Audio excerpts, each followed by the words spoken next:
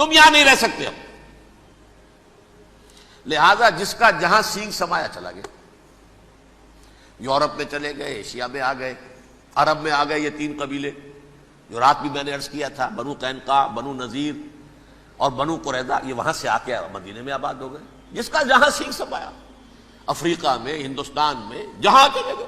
Diaspora اسے کہتے ہیں، وہ آپ نوٹ کر لیجیے اس لفظ ڈایاسپورا. ہمارا دور انتشار، جبکہ ہمیں ہماری اصل سرزمین تو فلسطین ہے.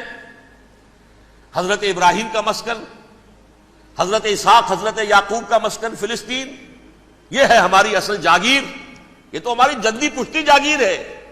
لیکن یہاں سے نکال دیے گئے سن 70 عیسوی میں، اور وہاں سے لے کے 1917 تک ان کا ڈایاسپورا جاری رہا. یہ دور انتشار ہے. اس دور انتشار کے اب چند حصے ہیں جس کو میں چاہتا ہوں کہ آپ علیحدہ علیحدہ سمجھ لیں. دور انتشار کا جو پہلا جو ہے تقریباً 300 برس رومی حکمران تھے.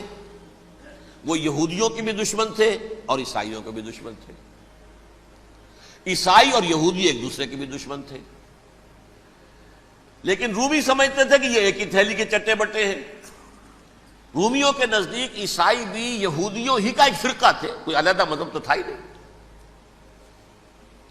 لہذا رومی جو ہیں رومنز، وہ ان دونوں کو ستاتے تھے، مارتے تھے، اور یہ آپس میں لڑتے تھے. یہودی عیسائیوں کو مارتے تھے، عیسائی یہودیوں کو مارتے تھے. یہ ہے 300 برس تک کی تاریخ. سن 300 عیسوی میں کیا ہوا؟ ایک معجزہ ہو گیا. بہت عظیم ایمپرر کانسٹینٹائن، قسطنطین اعظم، رومن ایمپررز میں سے بہت بڑا ایمپرر، وہ عیسائی ہو گئے. اب تو معاملہ بالکل تلپٹ ہو گیا. پوری سلطنت عیسائی ہو گئی. اب عیسائیوں کے عیش ہو گئے اور یہودیوں پہ مار پڑنی شروع ہوئی.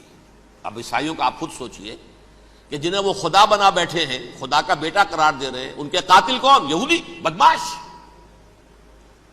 لہذا ان کی وہ پٹائی شروع ہوئی ہے یورپ میں، پوری رومن امپائر میں. انہیں ذلیل کیا گیا. شہروں میں آمد بند، علیحدہ رہو، گھیٹوز کے اندر رہو. یہودی کا نام جو ہے وہ گالی بن گیا. جیسے آج بھی یہودی گالی کہتے ہیں، جیسے خنزیر کا لفظ. آخر وہ بھی اللہ کی مخلوق ہے، لیکن آپ کو معلوم ہے کوئی شخص زبان پر نام نہیں لانا چاہتا خنزیر کا، سور کا. ہے تو مخلوق، وہ بھی ایک حیوان ہے. ایسے ہی یہ ہے یہودی گالی، جیوٹ گالی. لہذا ایک طرف تو ان دونوں کے درمیان دشمنی، جس کو قرآن کہتا ہے وَأَغْرَيْنَا بَيْنَهُمُ الْعَدَاوَةَ وَالْبَغْضَاءَ، ہم نے ان کے مابین دشمنی جو ہے پیدا کر دی. اور جب یہ پوری سلطنت عیسائی ہو گئی تو قافیہ تنگ ہو گیا یہودیوں کا. اب آئیے 571 عیسوی، یعنی جبکہ ڈایاسپورا کو کتنا عرصہ ہو چکا تھا؟ 500 برس. سن 70 سے شروع ہوا ڈایاسپورا، جب ٹائٹس نے گرایا ہے ہیکل کو اور نکال باہر کیا انہیں فلسطین سے. بھاگ جاؤ، یہاں ایک یہودی بھی نہیں رہے گا.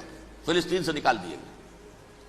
اس کے پورے 500 برس بعد سن 571 عیسوی میں حضور کی پیدائش ہوئی. ولادت باسعادت محمد رسول اللہ صلی اللہ علیہ وسلم. 610 میں آپ پر وحی کا آغاز ہوا.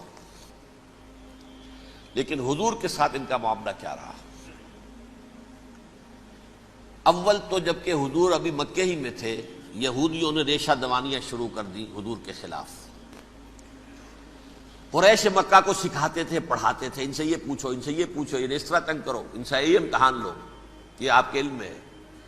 سورہ بنی اسرائیل میں، سورہ کہف میں وہ سوالات جو امتحانی سوالات آئے تھے، ذوالقرنین کون تھا، اصحاب کہف کون تھے، تم رسول بنے پھرتے ہو تو بتاؤ، اور یہ روح کی حقیقت کیا بتاؤ. یہ ساری ریشہ دوانیاں کر رہے تھے بیٹھے ہوئے ابھی وہیں پر. حضور ابھی پہنچے بھی نہیں. ہجرت فرما کر حضور تشریف لے آئے تو حضور نے، جسے ماسٹر سٹروک کہا جائے گا، یعنی اسٹیٹس مین شپ کا ماسٹر سٹروک، آپ نے مدینے میں آتے یہودیوں کے ساتھ پیکٹ کر لیا، جوائنٹ ڈیفنس پیکٹ آف مدینہ، کہ اگر مکے والے ہم پر حملہ کریں گے تو ہم مل جل کر ایک قوم کی حیثیت سے مقابلہ کریں گے. یہ میثاق مدینہ کہلاتا ہے. جس کے بہت غلط معنی پہنائے جا رہے ہیں آج کل. بہرحال میں موضوع میرا چونکہ یہ نہیں، میں ادھر نہیں جاؤں گا. لیکن ہوا کیا؟ ہر مرتبہ یہ خیانت کے مرتکب ہوئے.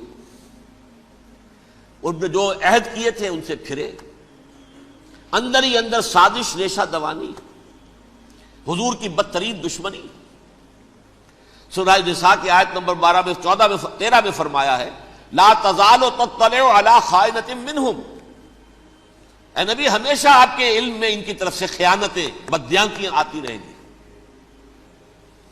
اور بار بار وہ مسلسل جنگ کی آگ بھڑکاتے تھے. قریش کو دعوت دیتے آؤ آؤ آؤ، ہم اندر سے بغاوت کر دیں گے، تم آؤ تو صحیح، ختم کریں محمد کو اور اہل ایمان کو صلی اللہ علیہ وسلم ورضی اللہ تعالی عنہم اجمعین. لیکن پھر جب وہ آتے تھے تو یہ دبک جاتے تھے، ان میں ہمت نہیں تھی، میدان کے مرد نہیں رہے تھے. یہ سورہ حشر میں ان کا نقشہ کھینچا گیا ہے. کھلے میدان میں مقابلے کی اس کے اندر صلاحیت ہی نہیں ہے. یہ تو فصیلوں کے پیچھے سے، جیسے عورتیں کہیں دیہات میں لڑائی ہوتی ہے تو مرد جو ہے گلیوں میں لڑتے ہیں، عورتیں اوپر سے پتھر پھینکتی ہیں، بس وہ کام یہ کر سکتے تھے. من ورائے جدر، فصیلوں کے پیچھے سے، جنگ میں میدان میں نہیں آ سکتے. بہرحال قرآن مجید میں ہے یہ سورہ مائدہ کی آیت نمبر 64 کلما اوقدوا نارا للحرب اطفاها اللہ. اکثر و بیشتر مواقع پر تو یہ جب آگ بھڑکاتے تھے جنگ کی، اللہ اسے بجھا دیتا تھا. لیکن بہرحال اس کے باوجود جنگیں ہوئی، غزوہ بدر، غزوہ احد ہوئی کہ نہیں؟ یہ ساری اصل شرارت نہیں. اور اس کے نتیجے میں حضور نے پھر ایک ایک کر کے 3 قبیلوں کو سزا دی. غزوہ بدر کے فوراً بعد بنو قینقاع نکالے گئے مدینے سے، غزوہ احد کے فوراً بعد بنو نذیر نکالے گئے، اور غزوہ احزاب کے بعد بنو قریظہ نکال دیے گئے. یہ تو میں نے آپ کے سامنے رکھ دیا صرف حضور کے زمانے میں ان کا کیا رویہ رہا. دشمن، رات بھی ہم نے وہ آیت پڑھی تھی لَتَجِدَنَّ أَشَدَّ النَّاسِ عَدَاوَةً لِلَّذِينَ آمَنُوا الْيَهُودُ وَالَّذِينَ أَشْرَكُوا. اہل ایمان کی دشمنی میں شدید ترین تم پاؤ گے یہودیوں کو اور مشرکین. مشرکین بھی بعد میں ہے، پہلے یہودی. حضور کے بعد کیا ہوا اب یہ نوٹ کیجئے، یہ ان کی تاریخ کا دوسرا دور. حضرت عمر رضی اللہ تعالیٰ عنہ کا عہد خلافت ہے.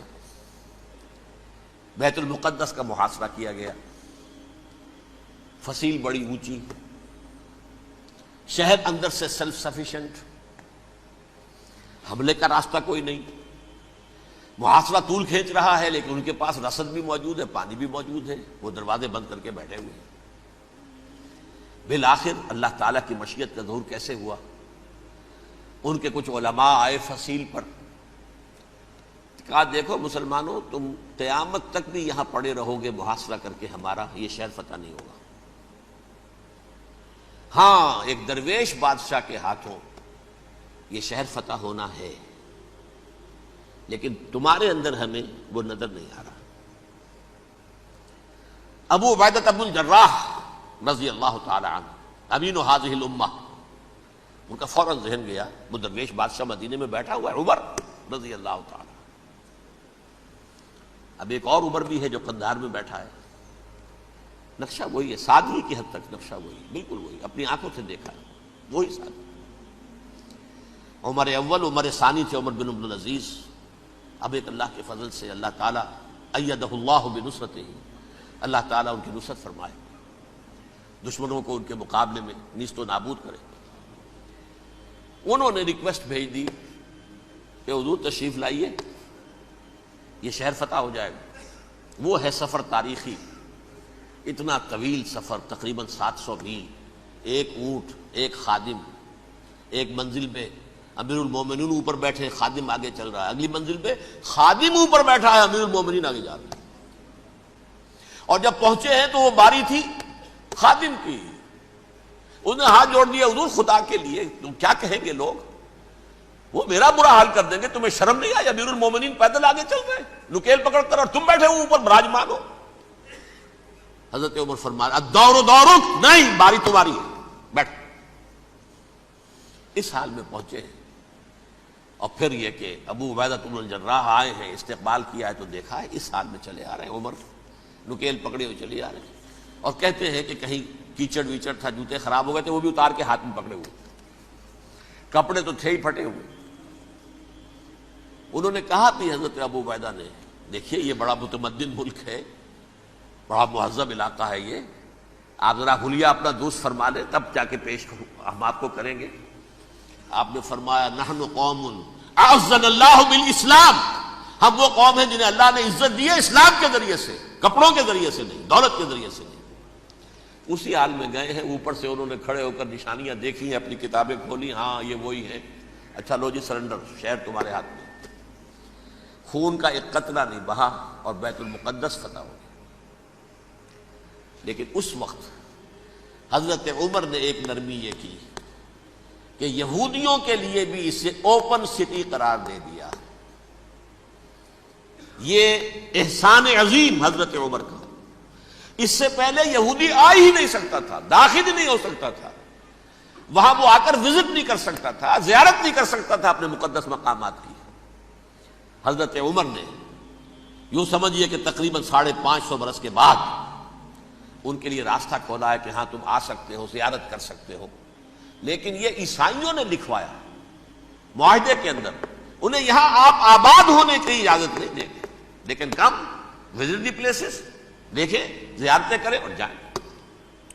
یہ معاہدہ حضرت عمر کا ہے رضی اللہ تعالیٰ، جو پھر خلافت راشدہ کے بعد بنو امیہ نے بھی اس کو آرڈر کیا، بنو عباس نے کیا، پھر جو ہمارے یہ ترکوں میں اندر خلافت آئی تو ترک خلفاء نے بھی اس معاہدے کی پوری پابندی کی۔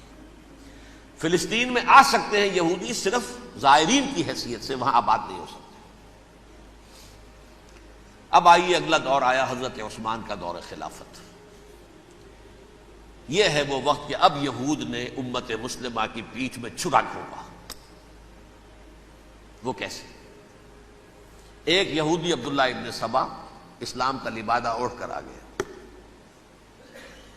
معاشرے کا جائزہ لے لیا، ان میں بنو ہاشم اور بنو امیہ میں جو پرانی کشاکش تھی اس کے کچھ نہ کچھ جراثیم باقی ہیں، اگر ان کو ذرا بھڑکا دے تو مسلمانوں میں انتشار پیدا ہو جائے۔ کہا یہ عثمان کون ہے؟ یہ تو بنو امیہ میں سے ہے، یہ حق تو بنو ہاشم کا ہے، خلافت ان کے پاس ہونی چاہیے، محمد کے تو رشتہ دار وہ ہے صلی اللہ علیہ وسلم۔ عوام الناس کے اندر بات پھیلنی شروع ہوئی، پھر ایک بڑی سازش کے انداز میں حضرت عثمان کے خلاف پروپیگنڈا، حضرت عثمان کے جو عاملین تھے، گورنر تھے، ان کے خلاف پروپیگنڈا، اور ایسی ہوشیاری کرتے تھے کہ کوفے میں کوفے کے حاکم کے خلاف کچھ نہیں کہنا، اجی مصر میں یہ ہو رہا ہے، اجی شام میں یہ ہو رہا ہے، اجی یہ جو عثمان ہے وہ یہ کر رہا ہے، یہ ظلم ہو رہا ہے، یہ لوٹ مار ہو رہی ہے، یہ خیانتیں ہو رہی ہیں۔ اب نہ تو اس زمانے میں مینز آف کمیونیکیشن، کیسے تصدیق کریں؟ افواہیں تو آپ آج کراچی کے اندر شروع ہو جائے تو پتہ نہیں چل سکتا کسی کو کہ کیا اس میں صداقت ہے کیا جھوٹ ہے، اور بری بات جو ہے فطرت انسانی کی کمزوری ہے وہ فوراً قبول کرتا ہے، کسی کے بارے میں اچھی بات ماننے کو تیار نہیں ہوتا لیکن بری بات تو فوراً تیار ہے۔ بہرحال یہ فتنہ انہوں نے اٹھایا، حضرت علی کی الوہیت کا فتنہ اٹھایا، حضرت عثمان کے خلاف الفتنۃ الکبریٰ برپا کیا، حضرت عثمان شہید ہوئے۔ اس کے بعد 5 برس تک مسلمان ایک دوسرے کی گردنیں کاٹتے رہے، باہمی خانہ جنگی ہوئی، امت کو وہ زخم لگایا ہے جو آج تک جس سے خون رس رہا ہے۔ یہ شیعان عثمان اور شیعان علی تھے جو بعد میں پھر سنی اور شیعہ ہو اور آج تک ہے۔ فتنہ کس نے جگایا؟ ایک عبداللہ ابن سبا یہودی اور اس کے کارندے، شیطان کا ایجنٹ، اور انسانوں میں سے بھی اس کے جو بھی حواریین تھے اور شیطانوں کے اندر سے بھی تھے، انہوں نے بھی اس آگ کو بھڑکایا۔ یہ آپ سوچ لیجئے کہ یہ کس نے وہ زخم لگایا؟ یہودی۔ اگلا دور آیا، خلافت راشدہ ختم ہوئی، بنو امیہ کا بھی دور کافی گزر گیا۔ طارق ابن زیاد 712 عیسوی میں حملہ کرتے ہیں اسپین پر۔ اسپین اس وقت عیسائیت کا بہت بڑا گڑھ، بڑے کٹر ترین عیسائی جو ہے وہ اسپین میں تھے، لہذا یہودیوں کی وہاں بہت پٹائی ہوتی تھی، بہت پٹائی ہوتی ہے، میں بتا چکا ہوں، دشمنی تھی ان کی تو چلی آ رہی تھی عیسائیوں کے ہاتھوں یہودیوں کی، وہ تو سن 300 عیسوی سے ایمپرر کانسٹنٹائن کے بعد سے شروع ہو گئی تھی۔ اس حوالے سے یہودیوں نے اس وقت چالاکی یہ برتی، کچھ راستے واسطے بتائے، کچھ مدد کی طارق ابن زیاد کی۔ طارق ابن زیاد نے انہیں اپنا محسن سمجھا، ہسپانیہ فتح ہو گیا تو یہودی چونکہ محسنین کی فہرست میں آ چکے تھے، انہیں بہت اقتدار نصیب ہوا، بڑی سپورٹ مسلمانوں نے دی۔ ان کے بڑے بڑے علماء جو ہیں اسی دور کے اندر پیدا ہوئے، بڑے بڑے تھنکرز ان کے اسی دور میں پیدا ہوئے۔ بن گوریون جو کہ ایک وزیر اعظم تھا اسرائیل کا، اس نے یہ لکھا ہے اپنی کتاب میں، مسلم Spain was the golden era of our diaspora. وہ ڈائسپورا جو 70 عیسوی سے شروع ہوا تھا اور 1917 عیسوی تک جاری رہا ہے، اس میں سے گولڈن ایرا ہمارا جو تھا وہ مسلم اسپین تھا۔ ہسپانیہ میں بیٹھ کر ہم نے عیش کیے، لیکن وہاں سے انہوں نے اور جو کچھ کیا، یہ تو داستان کے بہت سے گوشے ہیں، لیکن میں جس اسٹریٹ لائن میں چل رہا ہوں اس کے اعتبار سے ایک بات سمجھ لیجیے۔ وہاں بیٹھ کر انہوں نے اب عیسائیت کی پیٹھ میں چھرا گھونپا،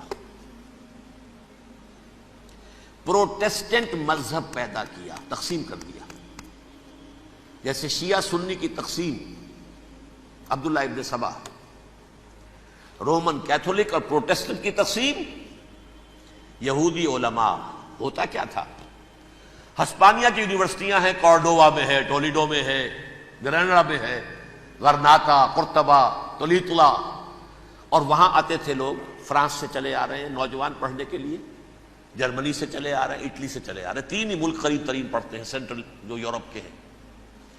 یہاں پر جو ہے وہ اسلام جو نور پھیلا رہا تھا اس سے بھی مستفیض ہوئے، جہالت کے جو ہے پردے ان کے وہ چھٹے، اس کے ساتھ ہی وہ یہودی وہاں ان کے اندر جو جراثیم داخل کر رہے تھے وہ اس عیسائیت کے خلاف بغاوت، جو اس وقت دنیا میں عیسائیت اس وقت تھی، پوپ کا راج تھا دنیا میں اس وقت، یورپ میں جو عیسائیت تھی اس میں ایک طرف بادشاہ تھے، لیکن بادشاہوں کی حیثیت وہاں پر یوں سمجھ لیجئے کٹ پتلیوں کی تھی، اصل قوت پوپ کے ہاتھ میں تھی۔ اور پوپ کو انہوں نے جیسے قرآن نے کہا اتخذوا احبارهم ورهبانهم اربابا من دون اللہ، کیونکہ سینٹ پال نے شریعت موسوی ساقط کر دی تھی تو اب شریعت تھی ہی نہیں، پوپ کو اختیار تھا جس چیز کو چاہے حلال قرار دے دے، جس چیز کو چاہے حرام قرار دے دے۔ اتخذوا احبارهم ورهبانهم اربابا من دون اللہ۔ انہوں نے کہا صاحب یہ پوپ کس بلا کا نام ہے، یہ بھی انسان ہے، بات تو ٹھیک تھی نا، اصل حیثیت تو کتاب کی ہونی چاہیے نا، ڈیوائن بک، دی ریویلڈ اسکرپچر، لہذا اور یہ کتاب ہر شخص پڑھ سکتا ہے، کوئی پوپ کے باپ کو جو ہے کوئی اس کے لیے پروپرائٹری رائٹس تو نہیں ہے کہ صرف پوپ پڑھ سکتا ہے یا پادری پڑھ سکتے ہیں، ہم بھی پڑھ سکتے ہیں، ہم بھی سمجھ سکتے ہیں۔ یہ باتیں تھی کہ جن کو بڑھا چڑھا کر بیان کر کے اور پوپ کا اقتدار ختم کرا دیا اور توجہ مرکوز کر دی بائبل کی طرف۔ اب بائبل میں بڑا حصہ تو اولڈ ٹیسٹامنٹ کا ہے، نتیجہ کیا ہوا، یہود کی عظمت پروٹیسٹنٹس کے نزدیک مسلم ہو گئی۔ اصل قوم تو یہ ہے، وہ دشمنی بدلی کہ نہیں بدلی، موسیٰ کے امتی یہ ہے، تورات موسیٰ کو دی گئی، ابراہیم کی نسل یہ ہے، لہذا وہ جو دشمنی تھی، جو عداوت تھی کہ ہمارے خدا کو سوری چڑھانے والے ہیں یہ بدماش، اس کا ازالہ ہوا اس پروٹیسٹنٹ مذہب کے نتیجے میں۔ یہ میں اب آپ کو بتاتا ہوں کہ ایک نتیجہ وہ نکلا ہے جسے برٹرنڈ رسل نے بیان کیا ہے، اس کی کتاب ہے ان پریز آف آئیڈلنس، صفحہ 108۔ وہ لکھتا ہے the Christians retaining the Judaic belief in special revelation added to it the Roman desire for worldwide domination and the Greek taste for metaphysical subtleties. The combination produced the most fiercely persecuting religion that the world has yet known. یہ 3 چیزیں آ کر عیسائیت میں مل گئی۔ ایک تو جب یہ اولڈ ٹیسٹامنٹ جو ہے وہ ان کے ہاتھ میں آ گئی، اور اس کے میں کچھ آپ کو بتا دیتا ہوں کہ اولڈ ٹیسٹامنٹ کی تعلیمات، کیونکہ یہ اولڈ ٹیسٹامنٹ جو ہے یہ محرف تھی، اصل تورات تو گم ہو گئی تھی 587 قبل مسیح میں جب پہلی مرتبہ ہیکل جو ہے تباہ ہوا ہے اس وقت ختم ہو گئی تھی.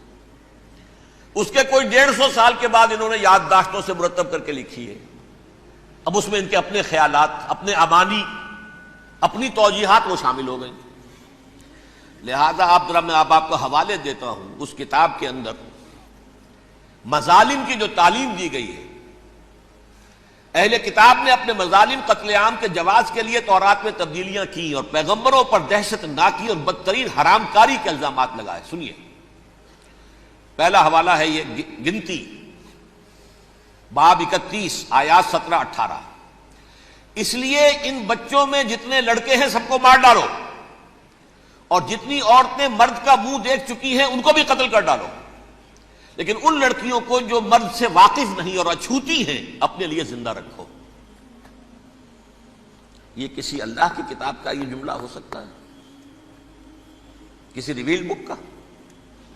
اور سنیے، یہ ہے استثناء ڈیٹرانومی باب 20 آیت 16-18. پر ان قوموں کے شہروں میں جن کو خداوند تیرا خدا میراث کے طور پر تجھ کو دیتا ہے، کسی ذی نفس کو جیتا نہ بچا رکھنا، جیسا خداوند تیرے خدا نے تجھ کو حکم دیا بالکل نیست کر دینا. مرد، عورتیں، بچے، بوڑھے سب ختم. یہ کتاب مقدس ہے. اور سنیے، سیموئیل باب 27 آیت نمبر 9. اور داؤد نے اس سرزمین کو تباہ کر ڈالا اور عورت مرد کسی کو جیتا نہ چھوڑا. نمبر 4، ان سب آباد شہروں کو ماں، عورتوں اور بچوں کے بالکل نابود کر ڈالا. کتاب استثناء باب 3 آیت 6. یہ ہے جو کہہ رہا ہے برٹرنڈ رسل، کرسچینٹی میں آ کر بھی یہ تین چیزیں شامل ہو گئی.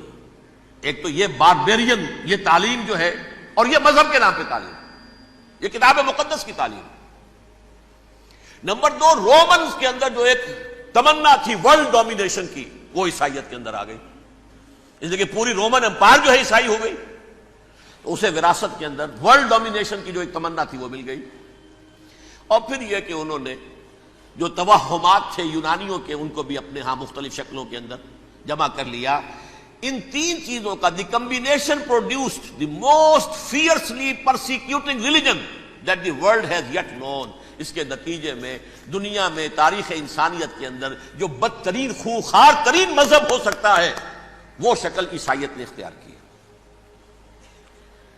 اور اس کا مظہر عتم کیا تھا؟ نوٹ کیجئے، صلیبی جنگیں. ایک بات ٹائم ٹیبل کے اعتبار سے نوٹ کر لیجئے گا. فرسٹ ملینیم ختم ہوا، سیکنڈ شروع ہوا. ان کے 1000 سال ختم ہوئے تو 11ویں صدی میں سیکنڈ ملینیم شروع ہوا تو پہلی صلیبی جنگیں ہوئی. لاکھوں مسلمان قتل کیے. صرف یروشلم کے اندر اتنا خون بہایا ہے کہ خود ان کے ہسٹورینز لکھتے ہیں کہ جب ان صلیبیوں نے جب گھوڑوں کے ساتھ وہ چل رہے تھے گلیوں میں تو ان کے گھوڑوں کے گھٹنوں تک خون کی ندی بہ رہی تھی. جہاں سے گزرے ختم کرتے چلے گئے، آبادیاں کی آبادیاں ختم کر. اگرچہ اس کروسیڈ میں گیہوں کے ساتھ گھن بھی پسا، یہودی بھی بہت مارے گئے. یہ فرانس سے، جرمنی سے جب یہ کروسیڈرز آ رہے تھے 3000 میل کا سفر طے کر کے آئے تھے. سوچئے تو صحیح. اربن ثانی پوپ جو تھا آگ لگا دی تھی اس نے پورے یورپ کے اندر. شرم سے ڈوب مرو، تمہارے مقدس علاقے مسلمانوں کے ہاتھ میں. انفیڈلز، یہ کافر، یہ مرتد، یہ ملحد. مسیح جہاں پیدا ہوا، مسیح کو جہاں سولی دی گئی، وہ کہاں ہے؟ ان کے ہاتھ میں. وہ آگ لگائی ہے، 3000 میل کا فاصلہ طے کر کے یہ قومیں آئی ہیں وہاں. اور جو تباہی مچائی ہے انہوں نے، تاریخ انسانی میں ایسی بربریت کی کوئی مثال. اور یہ ان کے اپنے ہسٹورینز لکھتے ہیں. شرم کے مارے ایسے محسوس ہوتا ہے جیسے ان کی گردنیں جھکی جا رہی ہوں لکھتے ہیں.